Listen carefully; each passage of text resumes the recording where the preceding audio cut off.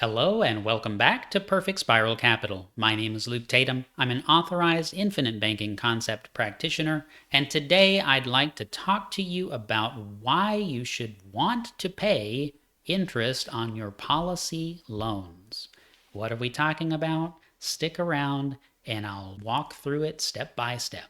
If this is your first video on the channel, what we're talking about here is a mutually owned life insurance company, and you are the owner of a whole life insurance policy with one of those companies.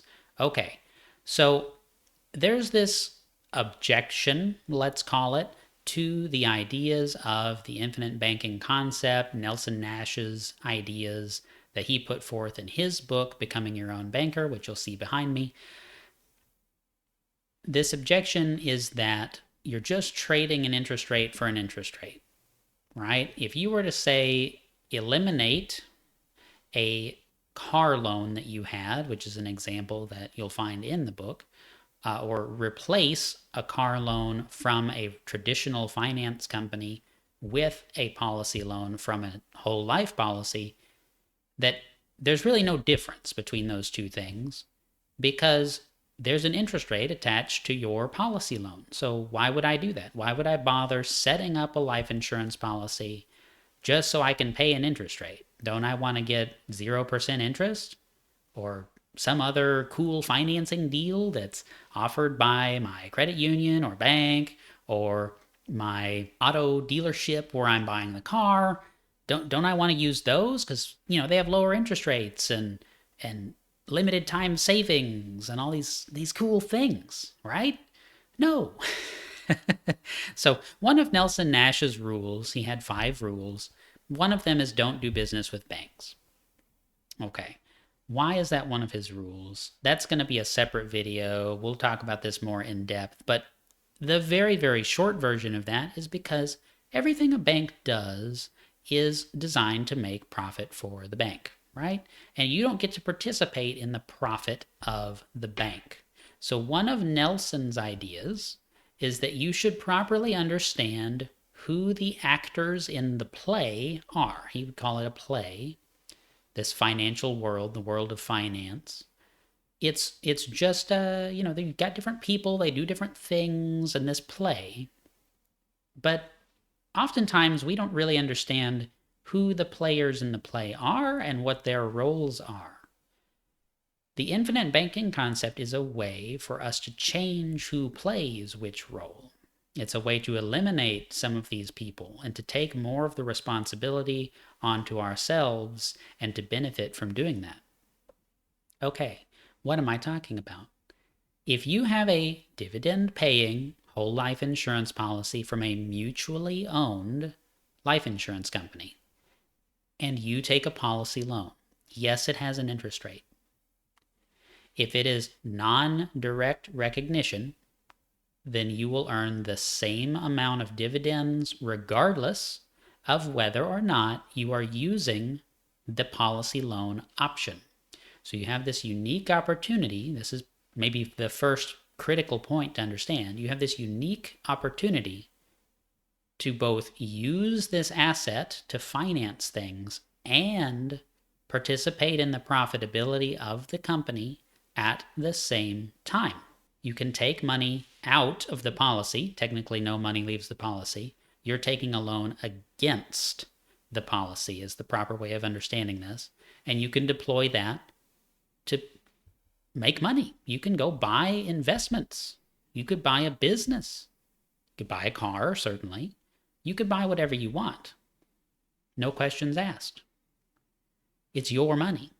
It's your contractual guaranteed right to request a policy loan against your policy at any time for any purpose. Great. So you do that. You take a policy loan out. Meanwhile, your policy will earn a dividend even if you take your sweet time paying that policy loan back. But the idea that you should want to pay your policy loan interest is very important.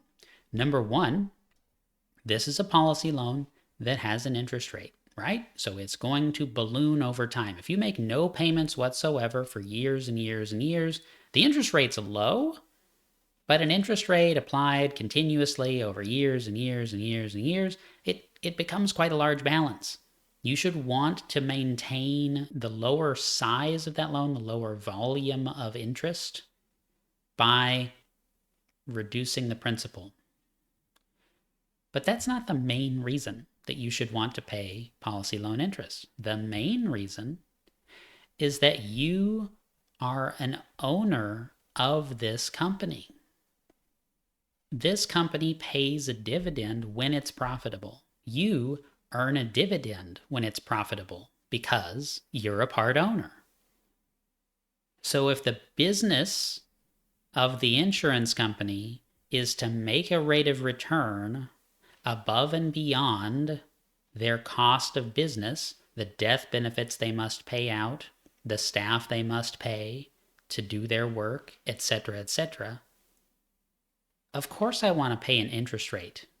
I want them to be profitable. I have this beautiful tax-sheltered environment where I get to earn dividends year after year after year after year. They're not guaranteed, but some of these companies have paid dividends for a long, long time. And so, of course, I want to give them revenue that they can then use to further grow my tax-sheltered environment, my tax-sheltered access to capital to deploy for other purposes, to buy cars, to buy businesses, to buy any kind of cash flow producing asset, to finance a wedding, to pay for children's education, grandchildren's education, etc., etc., etc. Of course I want to do that. And the interest rate's not that bad. It'd be one thing if I was a part owner of Chase and Chase gave me a credit card and the credit card had a 25% interest rate. Yeah, I mean, 25% is a little unreasonable, right? But it's not.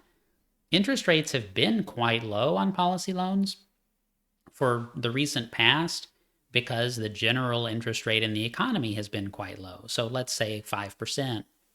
4.8%, 5.5%. They're a little higher now because interest rates are rising. But this is another thing. The interest rate can never be contractually above 8%, no matter how high the interest rate in the general economy gets.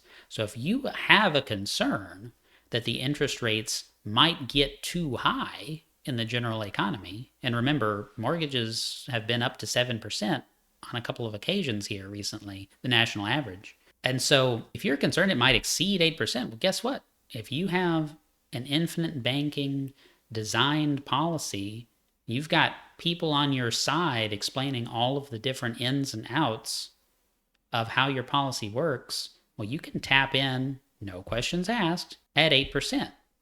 If the general interest rate is 17%, you can still access at 8%. That's a pretty good opportunity if we're being honest.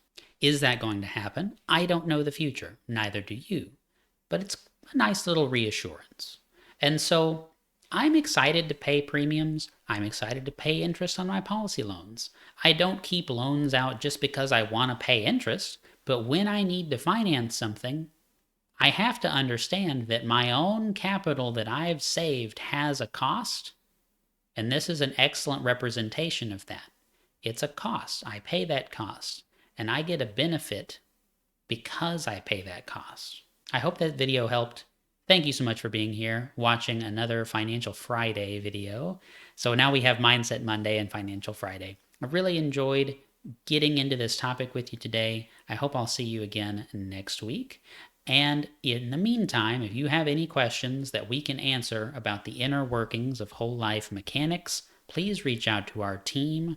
You'll find the links to that below, our booking page for all of our agents, as well as links to my book, Between the Lies, How to Reclaim Your Future from the Banks and Wall Street, which is available on Amazon in print, digital, and now audiobook form, narrated by me. Thank you again, and we'll see you next time.